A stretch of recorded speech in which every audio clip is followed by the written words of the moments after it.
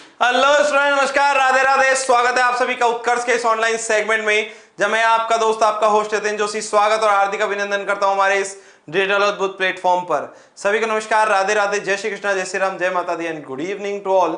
स्वागत आप सभी का हमारे इस सेगमेंट में, जहां हम लोग बात कर रहे हैं एटॉमिक स्ट्रक्चर अर्थात परमाणु संरचना। जी हां, हमारा चैप्टर चल रहा है परमाणु संरचना और पिछली क्लास तक मैं आप लोगों को जो इलेक्ट्रॉनिक कॉन्फ़िगरेशन होते हैं वो कैसे लिखे जाते हैं ये समझा चुका था। उसके सारे नियम जो हैं वो पढ़ा चुका था। किसके? एटॉमिक स्ट्रक्चर के। परमाणु संरचना जो है, एटॉमिक स्ट्रक्चर जो है, उसके नियम जो है वो मैं आप लोगों को समझा चुका था। ठीक है ना? जी हाँ, एटॉमिक स्ट्रक्चर अर्थात परमाणु संरचना के जो नियम हैं परमाणु संरचना में इलेक्ट्रॉनिक विन्यास के जितने नियम हैं मैं आपको समझा चुका था। आपबो का नियम बता चुका था, याद होगा आप लोगों को। उसके बाद पावली का अपवर्जन नियम बता चुका था। हुंड का अधिकतम बहुलकता का नियम मैं आप लोगों को सिखा चुका था। N+L का नियम या बोर-बरी का नियम मैं आप लोगों को सिखा चुका था। और लास्ट में, जी हाँ, सबसे लास्ट में मैंने आप लोगों को जो अधिक अर्धपूरित और पूर्ण पूरित कक्षकों के स्थायित्व का नियम होता है वो सिखाया था। आज की क्लास के अंदर मैं आप लोगों को एक जो इलेक्ट्रॉनिक विन्यास है वो लिखना सिखा रहा हूं कि इलेक्ट्रॉनिक विन्यास लिखेंगे कैसे हम लोग। ठीक है ना? ये बहुत जरूरी चीज है, बहुत काम की चीज है। ठीक है ना जी? तो हम लोगों को ये करना पड़ेगा क्या? चलिए, हम लोगों को जब इलेक्ट्रॉनिक विन्यास लिखने हैं तो उन इलेक्ट्रॉनिक विन्यासों को लिखने के लिए इन सारे नियमों का याद होना जरूरी है। और याद होने के बाद हमको आगे की जो प्रोसेस है, आगे की जो चीजें हैं वो समझनी पड़ेंगी। ठीक है? अभी मैं आप लोगों को पहले ये समझाने वाला हूं कि हमारे पास क्रम क्या है, ऊर्जा का बढ़ता हुआ क्रम क्या है, एनर्जी जो है। ठीक है ना? जी हां, चलिए, इलेक्ट्रॉनिक विन्यास कैसे निकालते हैं वही आज की क्लास के अंदर आप पढ़ने वाले हैं। ठीक है ना? पहले आप लोगों को एक चीज याद होनी चाहिए और वो सबसे इंपॉर्टेंट चीज है आपबो का नियम। किसका नियम लाड लो? आपबो का नियम, जिसको हम लोग, चलिए, आपबो के नियम को ही हम लोग ऊर्जा स्तरों का बढ़ता हुआ क्रम समझते हैं। तो भाई, कक्षकों की ऊर्जा जो है उसका बढ़ता क्रम क्या है? कक्षकों का की ऊर्जा का बढ़ता क्रम क्या है? क्रम, ये क्रम याद हो जाएगा भाई साहब। ठीक है? इसके बाद एक बिंदु और बताऊंगा सखा, तो आप लोगों को इलेक्ट्रॉनिक विन्यास जो है, ठीक है ना जी, हां, ठीक है, चलिए, जो इलेक्ट्रॉनिक विन्यास है वो सीख जाओगे दो चीजों से। ठीक है ना जी? है ना? अब देखो, कक्षकों की ऊर्जा का बढ़ता क्रम क्या होता है भाई? ये क्रम होता है, सबसे कम ऊर्जा वाला कक्षक जो है वो है 1s, फिर आता है 2s, फिर आता है 2p, फिर आता है 3s, फिर आता है 3p, फिर आता है 4s, फिर आता है 3d। ठीक है जी? फिर आता है 4p, फिर आता है 5s। है ना जी? है ना? ये आता है। S8 की आवश्यकता नहीं पड़ेगी भाई, क्योंकि 118 तत्व है, वो 6p जो 7p होता है, ठीक है ना? ठीक है, उसमें आ जाएगा। ठीक, फिर आएगा हमारे पास 4d, 5p, 6s। ठीक है? चलिए, 6s के बाद अगर फिर हम लोग आगे बढ़ते हैं, है ना? हां, इसके बाद हम लोग आगे बढ़ते हैं तो 4f, 5d, 6p, ठीक है, 7s, फिर आता है 5f, 6p, सॉरी 7p हो जाएगा ना अब तो, 7p, ठीक है, 6d और 8s,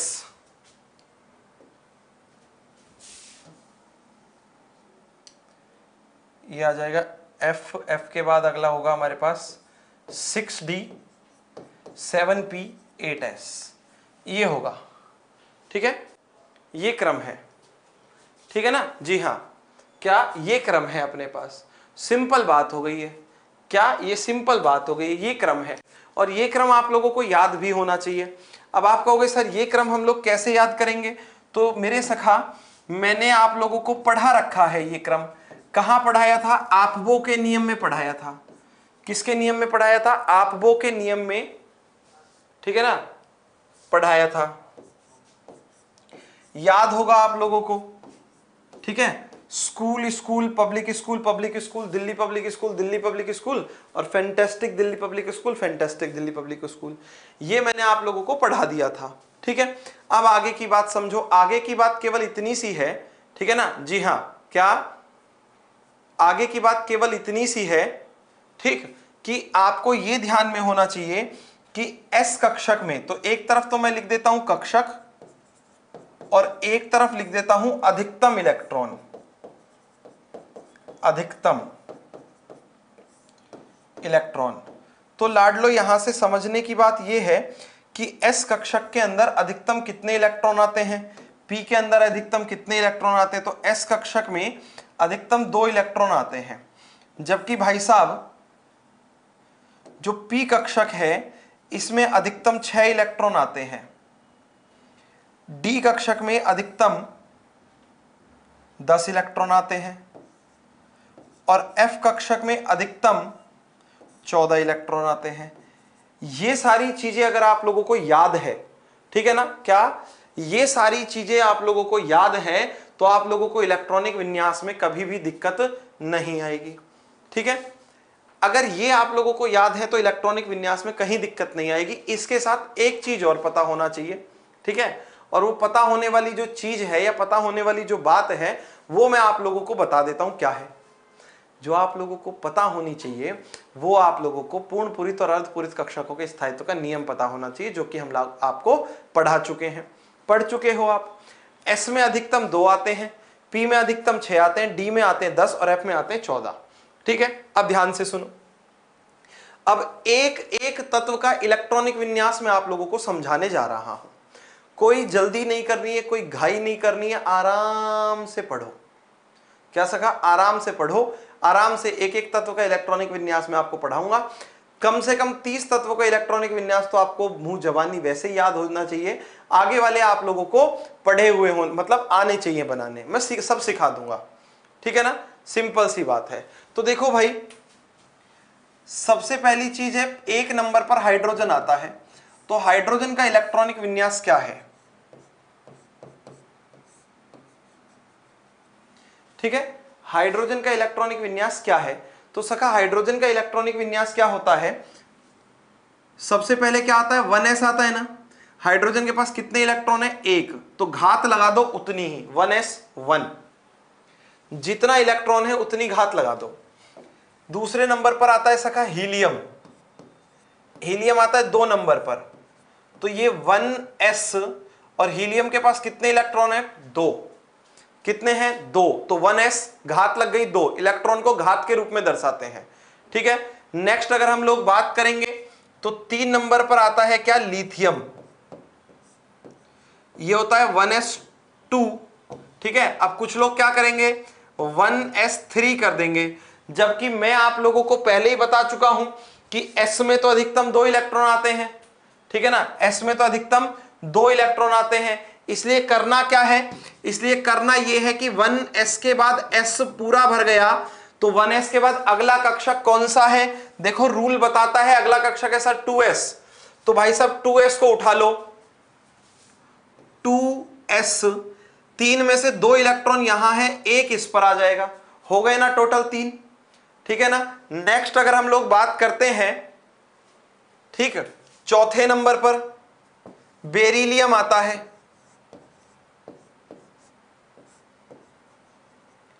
one s two, 2 electron, 2s2, 2 electron, हो गए पूरे 4।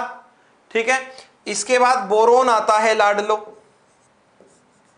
1s2 2s, s में अधिकतम 2 आते हैं, भर दिया। मगर आगे क्या है, 2s भर गया तो अगला क्या है, 2p है भाई, क्या है 2p।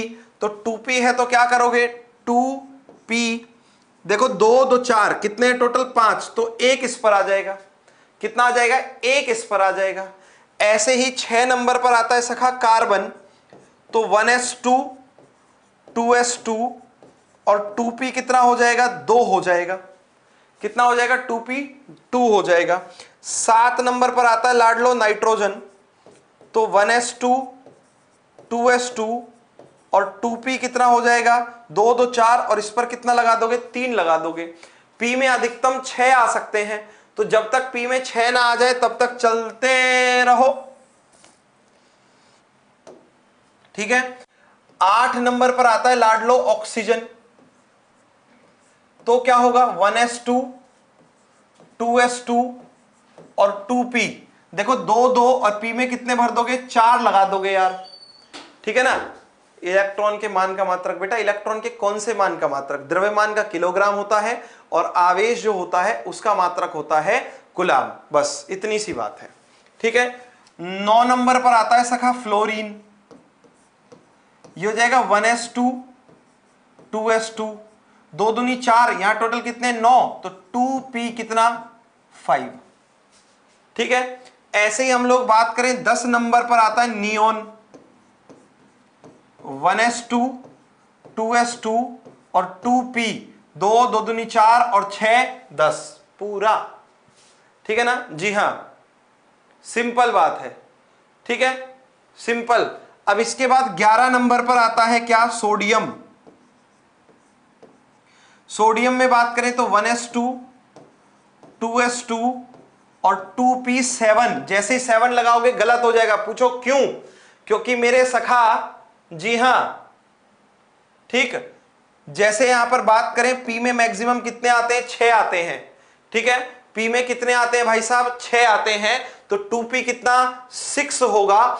और फिर करना क्या है भाई, 2p के बाद क्या होता है अगला 3s आता है, क्या आता है 3s आता है।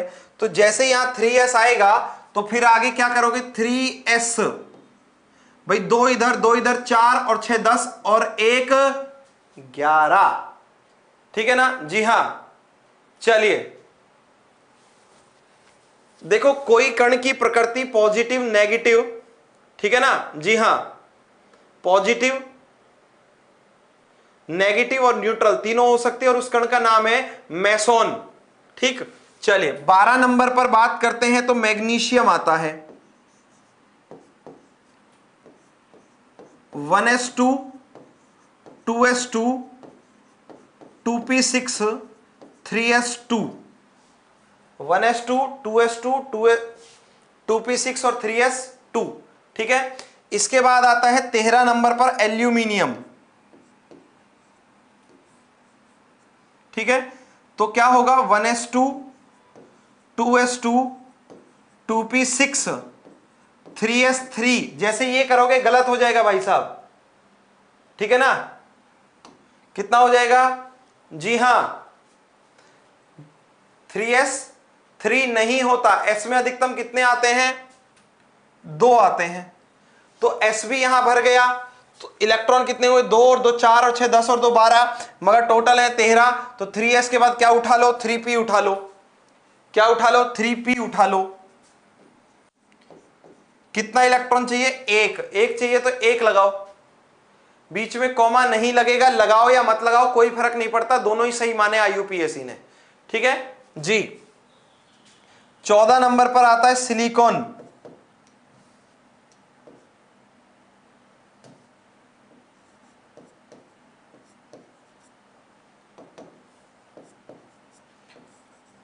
One s to 2s2 2p6 3s2 और 3p में कितना आएगा भाई साहब 2 आ जाएगा, 3p 2 हो जाएगा अब, ठीक है।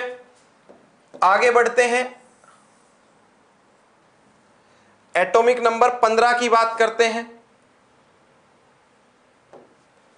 15 15 पर आता है फास्फोरस। कौन आता है? Phosphorus. 1s2 2s2 2p6 3s2 3p कितना देखो, 2 इधर 4 और 6 10 और 2 12 और 3 15, 12 और 3 15। ठीक है, ऐसे ही हम लोग बात करते हैं। सल्फर आता है 16 नंबर पर। 1s2 2s2 2p6 3s2 3p4 आ जाएगा, एक एक बढ़ता चला जाएगा। ठीक है ना। इसके बाद 17 पर आता है chlorine. 1s2 2s2 2p6 3s2 3p5। 18 पर आता है argon. 1s2 2s2 2p6 3s2 3p6। ठीक है जी, आगे बढ़ो। आगे 19 पर आता है potassium. 1s2 2s2 2p6 3s2 3p6।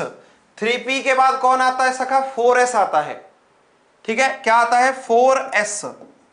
तो 4s1। 20 पर आता है calcium. 1s2 2s2 2p6 3s2 3p6 4s2। समझे क्या? ऐसे करना है। इसके बाद 21 पर आता है स्कैनेडियम। 1s2 2s2 2p6 3s2 3p6 और 4s2। 20 इलेक्ट्रॉन पूरे हो गए। 4s के बाद क्या आता है लाडलो? 3d आता है। क्या आता है? 3d। तो 3d में कितना जाएगा? 1 आएगा। 3d में कितना आएगा? 1 आएगा। समझे? ऐसे इलेक्ट्रॉनिक विन्यास होगा। 22 नंबर पर क्या आता है? 22 पर आता है टाइटेनियम।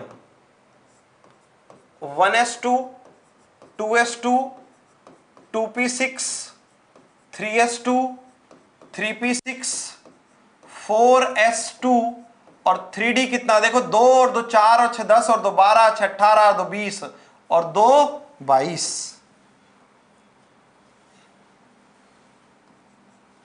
कितना? 22 है ना। ठीक है, चलो। इसके बाद आता है वेनेडियम। 23 पर 1s2 2s2 2p6 3s2 3p6 4s2 और 3d कितना? 3। 3d कितना? 3। वहीं वेनेडियम के बाद आता है क्रोमियम। कितने पर? 24 पर 1s2 2s2 2p6 3s2 3p6 4s2 3d4 ऐसा होना चाहिए था, मगर लाडलो अर्धपूरित विन्यास का नियम लगता है और ऐसा होता नहीं है। नहीं है, नहीं है। तो कैसा होता है? होता है 4s1 3d5। कौन सा नियम लगा है? अर्धपूरित विन्यास का नियम। 2 तत्व याद रखना, एक 24 क्रोमियम, एक 29 कॉपर। ठीक है ना। जी हां, अर्धपूरित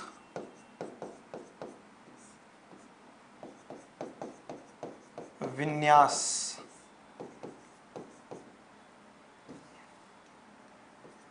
के स्थायित्व का नियम।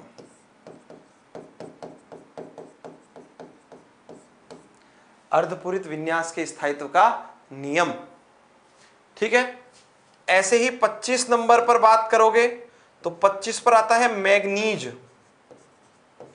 1s2 2s2 2p6 3s2 3p6 4s2 3d5। ठीक है, 4s2 3d5। 26 पर आता है आयरन।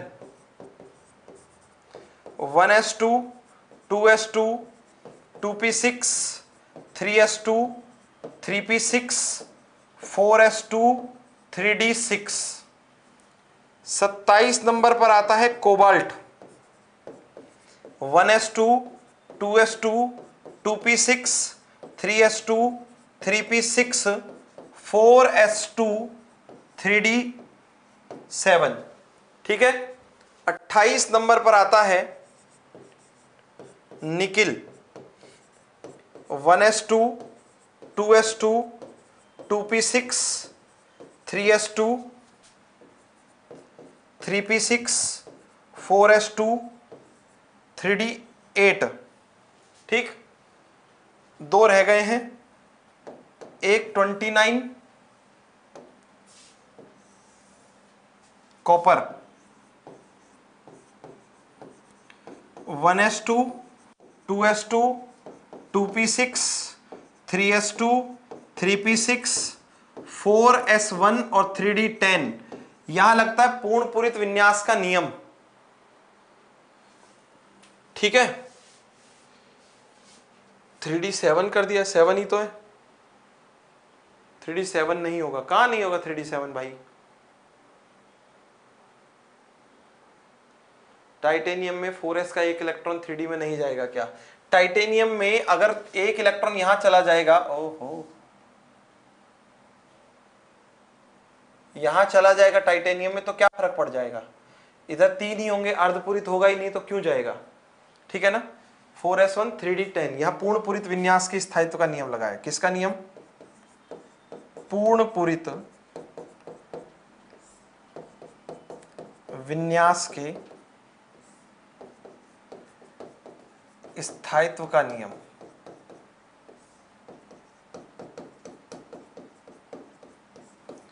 और 30 नंबर पर आता है भाई साहब जिंक, जिसका इलेक्ट्रॉनिक विन्यास होता है 1s2 2s2 2p6 3s2 3p6 4s2 और 3d10। ये होता है जिंक का। सर दो जगह 3d5 लिख दिया, बिल्कुल सही लिखा है, दो ही जगह 3d5 आएंगे। ठीक है ना। किसने बताया आपको कि डी में मैक्सिमम 6 होते हैं भाई? डी में मैक्सिमम 10 होते हैं।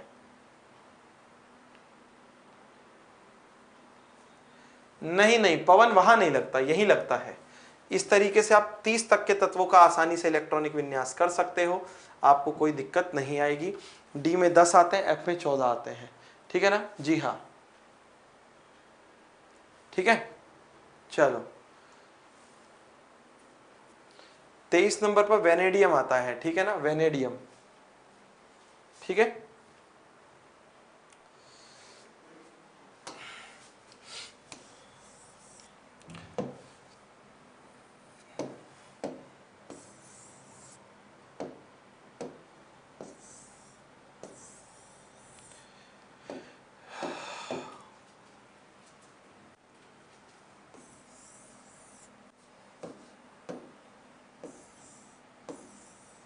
चलिए, तो ऐसे करके आप लोग इलेक्ट्रॉनिक विन्यास लिखते हैं और ऐसे करके हम लोग इलेक्ट्रॉनिक विन्यास बनाते हैं, पढ़ते हैं। ठीक है जी हाँ, इस तरीके से इलेक्ट्रॉनिक विन्यास जो है वो लिखा जाता है भाई। तो अब मेरे हिसाब से अब तो किसी को समस्या नहीं होगी इलेक्ट्रॉनिक विन्यास लिखने में। क्या? मेरे हिसाब से किसी को समस्या नहीं होनी चाहिए इलेक्ट्रॉनिक विन्यास लिखने में। ठीक है। कोई कह रहा है सर 3d9 होता ही नहीं है भाई।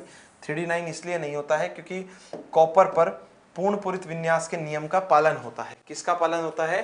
पूर्ण पूरित विन्यास के नियम का पालन होता है, इसलिए 3d9 नहीं होता। और इसी कारण से 3d5 भी नहीं होता है, सॉरी 3d4 भी नहीं होता है, क्योंकि क्रोमियम पर अर्धपूरित विन्यास के नियम का पालन हो जाता है। किस विन्यास के नियम का? अर्धपूरित विन्यास के नियम का पालन हो जाता है। और अर्धपूरित विन्यास के नियम के कारण 3d4 सॉरी जो 3d4 है वो नहीं बन पाता है। ठीक है, याद रखना बस इस बात को।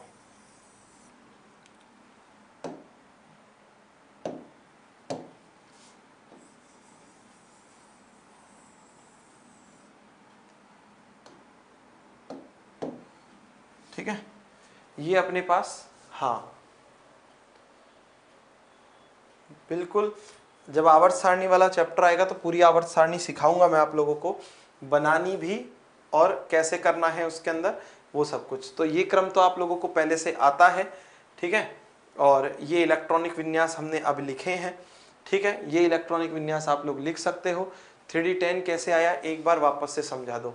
देखो 3D10 जिंक में भी आया है और कॉपर में भी आया है, मगर मुझे पता है दिक्कत जिंक कॉपर वाले की आती है। बेटा कॉपर में 4s2 और 3D9 की एनर्जी लगभग बराबर हो जाती है, इसलिए 4s अपना एक इलेक्ट्रॉन जो है वो 3D को दे देता है, जिससे 3D में 10 इलेक्ट्रॉन हो जाते हैं। ऊर्जा विनिमय और इलेक्ट्रॉन विनिमय हो जाता है, और इस इलेक्ट्रॉन विनिमय के कारण या इस ऊर्जा विनिमय के कारण ही, ठीक है, जो स्थायित्व है वो बढ़ जाता है। अब आप लोगों को अर्धपूरित स्थायित्व के मतलब अर्धपूरित विन्यास के स्थायित्व का नियम नहीं पता, ठीक है ना, या पूर्ण पूरित स्थायित्व विन्यास का नियम नहीं पता है, तो आप लोगों को पिछली क्लास अब जरूर पढ़नी चाहिए। पिछली क्लास के अंदर ये सब पढ़ाया है मैंने, ठीक है ना, जो फ्राइडे को क्लास हुई थी उसके अंदर सब पढ़ाया है। सब स्टूडेंट कह रहे हैं कि सर क्लियर है, क्लियर ही करना है सब कुछ, तो दिक्कत नहीं आनी चाहिए, ठीक है, बिल्कुल कोई दिक्कत नहीं आनी चाहिए। हाँ बहुत बढ़िया, बिल्कुल यही हम चाहते हैं, ठीक है ना। जी हाँ, सिंपल बात यही है, यही हम चाहते हैं कि एकदम सारी चीजें क्लियर हो। एफ का कैसे आएगा, एफ का भी आएगा, देखो मैं अभी बता देता हूं एफ का कैसे आएगा। ये लो,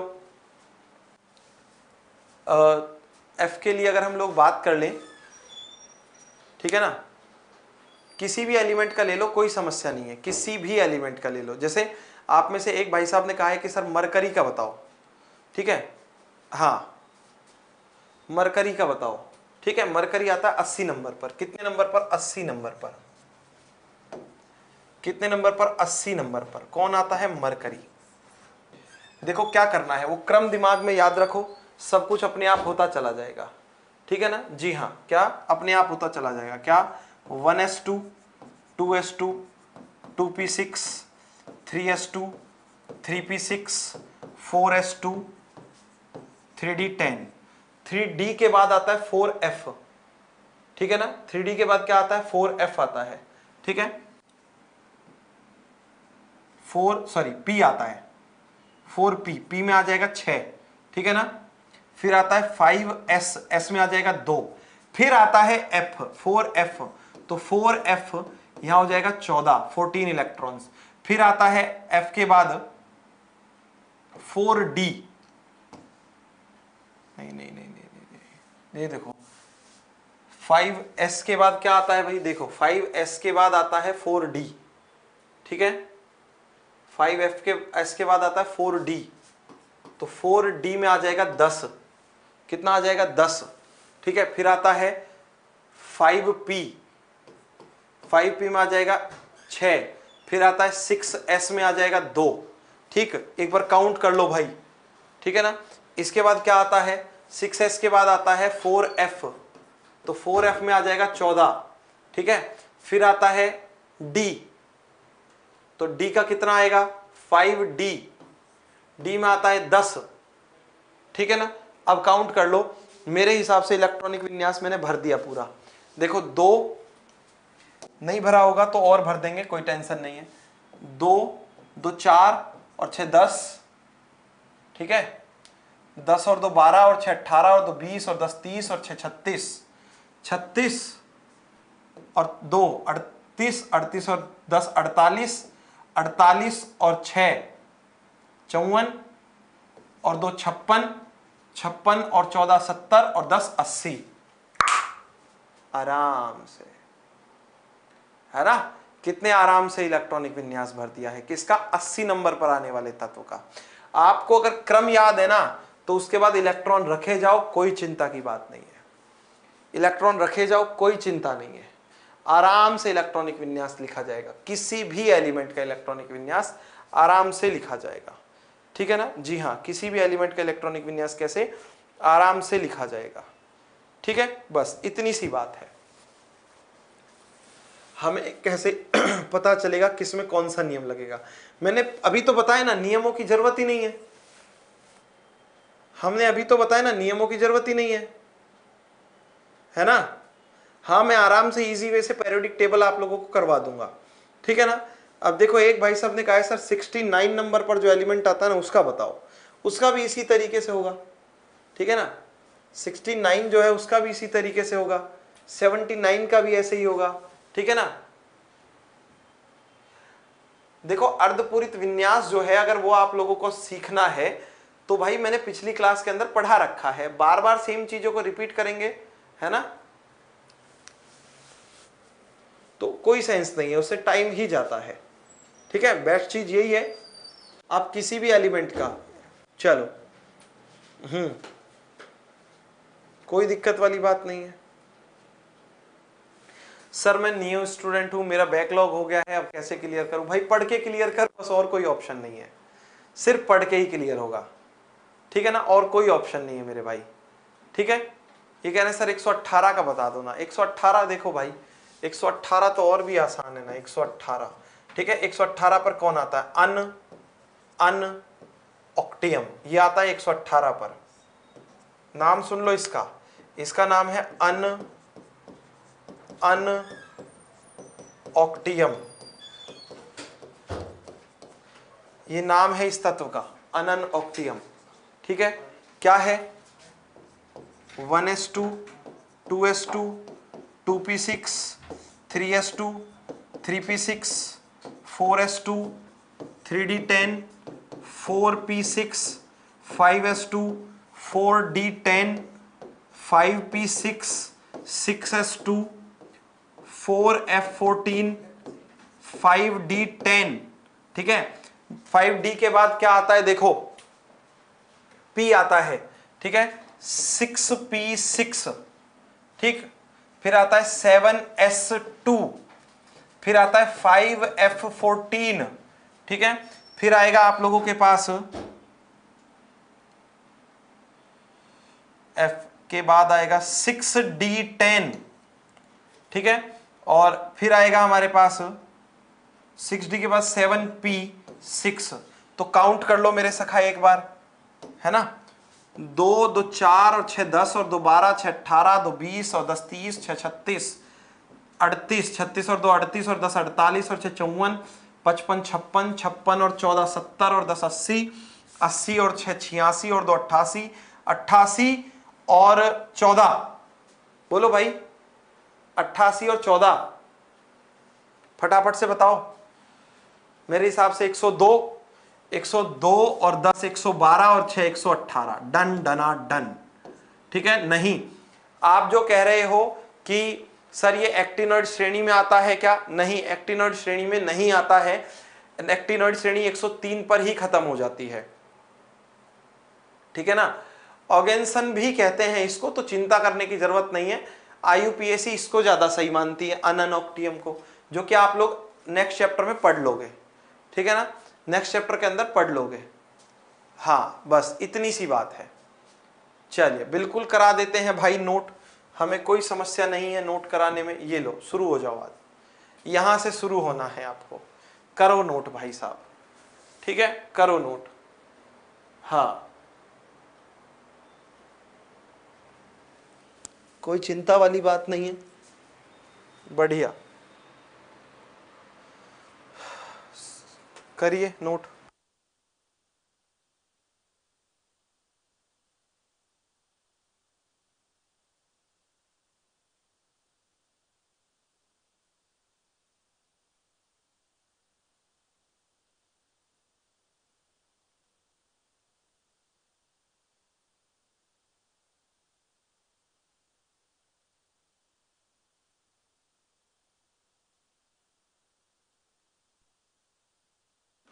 किसी एलिमेंट में D9 हो सकता है क्या? नहीं होगा बेटा, ठीक है ना, नहीं।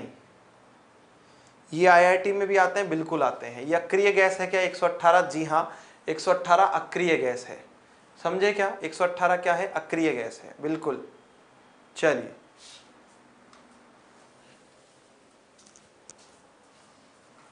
आगे बढ़ते हैं, नोट कर लो, ठीक है। नहीं, चैप्टर कंप्लीट नहीं हुआ है, सत्य ये है, क्योंकि चैप्टर में अभी एक चीज पढ़नी बाकी है, और है ना, ठीक है। और वो क्या है वो मैं आपको बता देता हूं। देखो श्रोडिंगर श्रेणी जो है ना वो अभी बाकी है, ठीक है। श्रोडिंगर श्रेणी जो है ये पढ़ानी अभी बाकी है, ये मैं आप लोगों को पढ़ाऊंगा। कौन सी श्रेणी?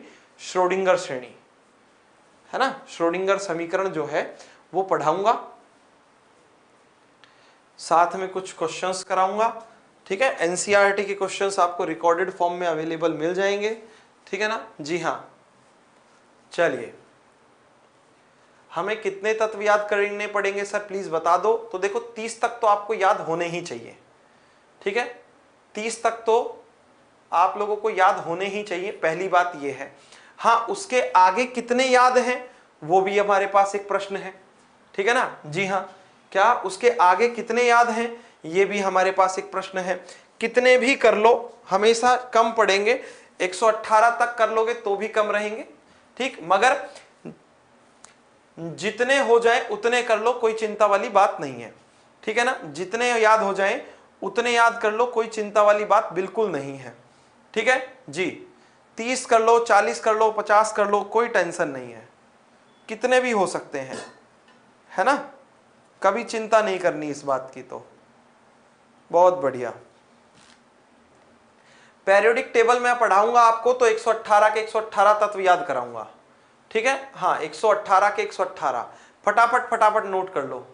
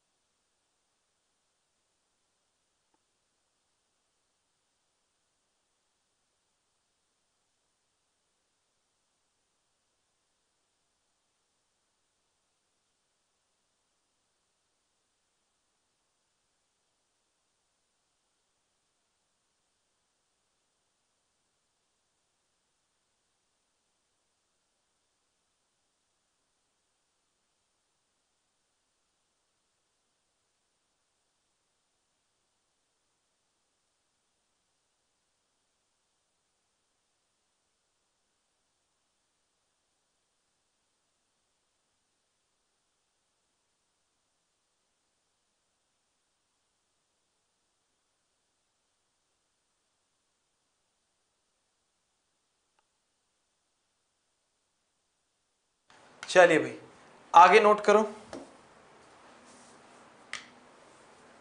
है ना। हाँ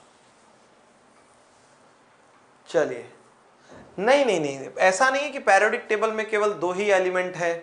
ठीक है ना, ऐसा नहीं होता है। पैरियोडिक टेबल में केवल 2 ही एलिमेंट नहीं है जो अर्धपूरित या पूर्ण पूरित विन्यास के नियम का पालन करते हैं, है ना। ठीक है, देखो जहां आपको क्या मिल जाए ये सुनो, कहां पर अर्धपूरित और पूर्ण पूरित विन्यास के नियम का पालन होता है ये सुनो भाई साहब। अर्धपूरित और पूर्ण पूरित विन्यास के नियम का पालन देखो यहां कहां हो रहा है, जहां पर 4s और 3d आ रहा है, 4s2 और 3d4 यहां पर अर्धपूरित का होगा। ऐसे ही जब 5s2 और 4d4 होगा, ऐसे ही जब इलेक्ट्रॉनिक विन्यास में 6s और 5d4 हो जाएगा, ऐसे ही 7s2 और क्या हो जाएगा 6d4 हो जाएगा। एक तो यहां पालन होगा अर्धपूरित विन्यास का। ठीक है, ठीक है, ऐसे ही 4s2 3d9 पर हो रहा है ना, तभी तो वो 10 हो जाएगा। 4s के बाद 5s2 और 4d9 पर होगा, 6s2 5d9 पर होगा, 7s2 6d9, इस पर पूर्ण पूरी तब विन्यास के नियम का पालन होगा। बस इतनी सी बात है। ठीक है ना, जी हां, ठीक है। चलिए नोट कर लो इनको, फिर आगे बढ़ चलेंगे हम लोग।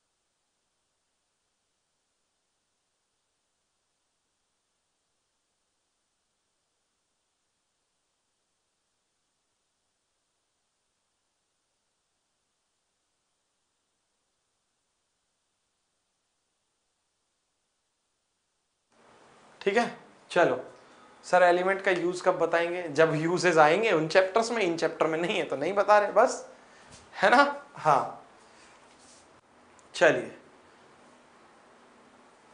ये तो वैसे ही आप लोगों ने कहे थे वो बताए थे। तो इस तरीके से इलेक्ट्रॉनिक विन्यास वाला टॉपिक होता है पूरा।